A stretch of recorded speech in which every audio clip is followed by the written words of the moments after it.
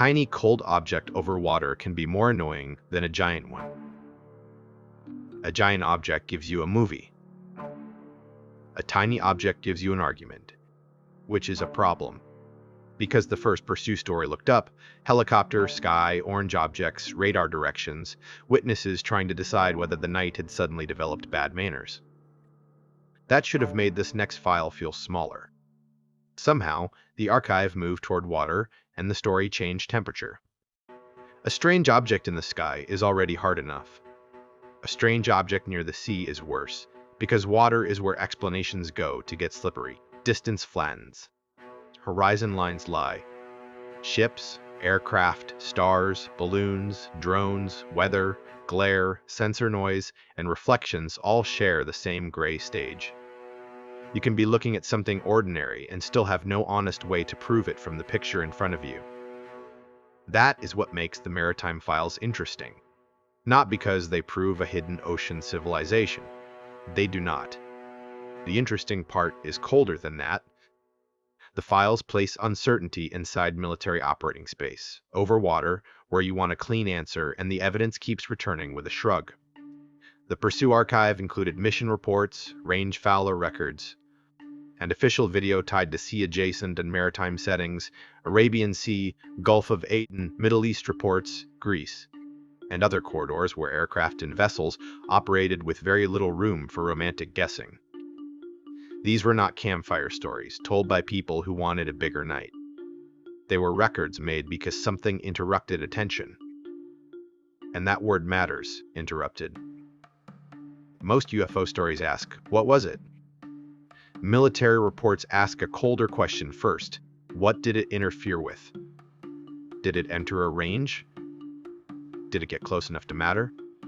Did the crew have to track it, route around it, call it in, write it down, or explain it to someone later? The unknown object did not have to be alien to become important. It only had to be unidentified in a place where identification is supposed to be the easy part. One of the recurring shapes in this part of the archive was the small, cold, or white object over water. On paper, that sounds almost boring.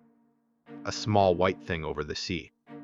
Congratulations. We have discovered every bird, balloon, weather object, drone, distant aircraft, glint, wave reflection, and sensor artifact ever born. But boring possibilities are not useless. They are the starting line. The question is whether the ordinary answer can carry the whole scene. Over water, a bird can look wrong. A balloon can look purposeful. A drone can look impossible if you do not know its distance. A whitecap can flash. A ship light can detach from the horizon. A hot object can appear cold depending on sensor mode, angle, and background. The sea is a laboratory for mistakes. That should make us more skeptical, not less. Yes, it should. Which is why the lazy version of the story is still wrong. But it should also make us more respectful of the people who had to report these things. A pilot or operator looking at a tiny shape over water was not always staring at a mystery in a movie. Sometimes they were doing a job, seeing a contact, checking whether the contact made sense, and realizing the available category labels did not quite fit. That is the strange pressure in the maritime files. The archive does not need a giant craft rising out of the ocean to become compelling. It only needs a small object in the wrong place, under the wrong sensor conditions, around people whose job was to notice when small things were not where they belonged. The Gulf of Aden context carries its own gravity. It is not a neutral postcard sea. It is a corridor of ships, patrols, aircraft, surveillance, conflict risk, and routine operational paranoia. In that kind of environment, a small object can be more annoying than a giant one. A giant object would simplify the story. A small one makes everyone argue. Was it a balloon? Maybe. Was it a drone? Maybe. Was it a bird? Maybe, depending on altitude, speed, signature, and the actual sightline. Was it something tossed into the air by a ship? Something carried by wind? Something lost from a platform? Something misread by a sensor? Something ordinary made strange by the ocean? All possible. The problem is that a good explanation needs to survive contact with the report, not just the comments section. If the file described a cold object, explain the cold signature. If it described position near a military operating area, explain the route. If it was tracked, explain the tracking. If it was written up as a range fouler or mission concern, explain why the ordinary object was not ordinary enough in the moment. This is where the official videos matter more than decoration. The strongest footage in this part of the release did not give us an answer. It gave us the feeling of trying to decide. A small shape on sensor video. A horizon that may or may not help. A pale object against water or sky. A clip that makes you lean forward, then punishes you for leaning. That punishment is part of the story. Because the footage does two things at once. It makes the archive real, and it makes the archive frustrating. You can understand why someone saved it. You can also understand why nobody should build a religion on it. It lives in the uncomfortable middle, official enough to demand attention, visually limited enough to demand restraint. That middle is exactly where this archive can do something useful. The internet loves certainty because certainty edits well. This was absolutely a craft. This was absolutely a balloon. This was absolutely proof. This was absolutely nothing. But the files themselves were not that generous. They handed us fragments, water, aircraft, sensor views, official forms, dates, locations, and objects that were not explained inside the record in a way that ended the conversation. So we have to do the thing the archive cannot do by itself. We have to separate the layers. Layer 1. Water made everything harder. That does not make the cases stronger in a supernatural way. It makes the evidence harder to read and the operational stakes easier to understand.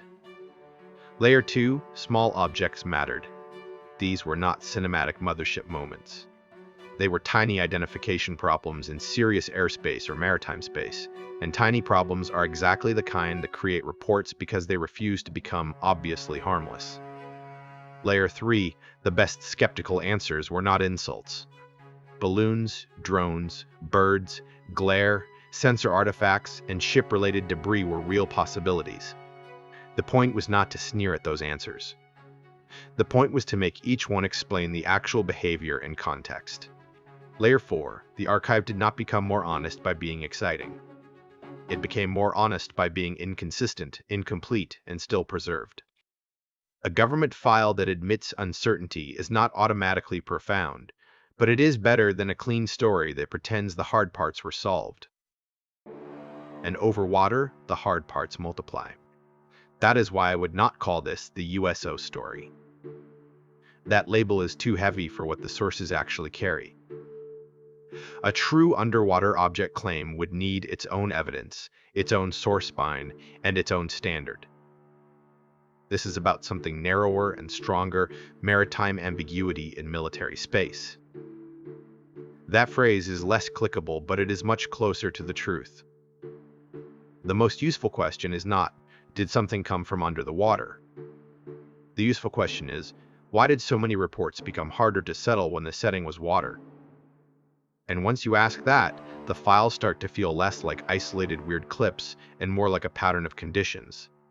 Distance, horizon, sensor limits, operating corridors, small targets, and people forced to make decisions before the evidence became satisfying. There is a humility in that.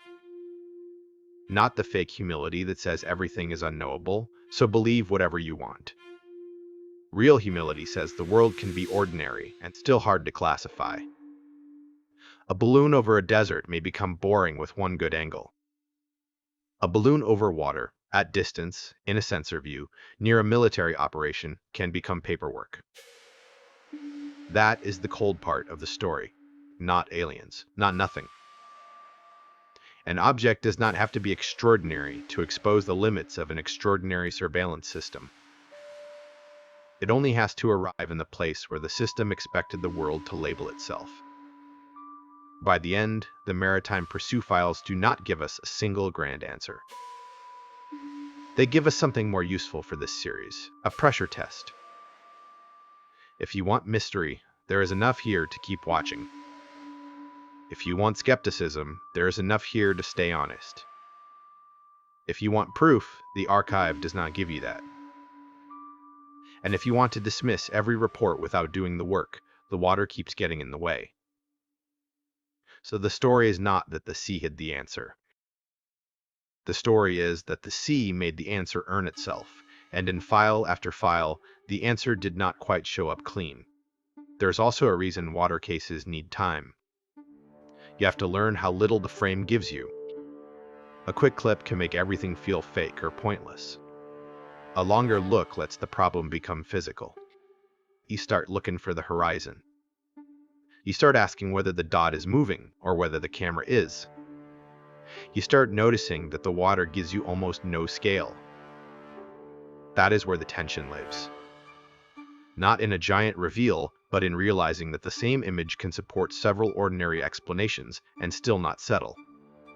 A bird could be there. A balloon could be there. A drone could be there. A distant aircraft could be there. The file did not become strong because those answers vanished.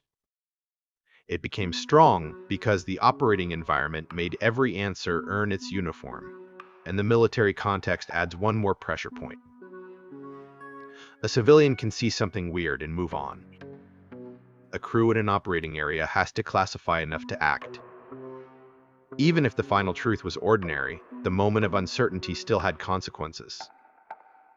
Someone had to decide whether the object was relevant, whether it was a hazard, whether it belonged to another actor, whether it needed reporting, and whether the people after them would understand what they had seen. That is why the cold object over the water is not a monster story. It is a decision story. The object may have been small. The video may have been ugly. The answer may have been ordinary. But the moment still forced serious people to make sense of something that would not cleanly introduce itself. Until next time, remember that history is mostly ordinary people doing ordinary things right before the consequences arrive.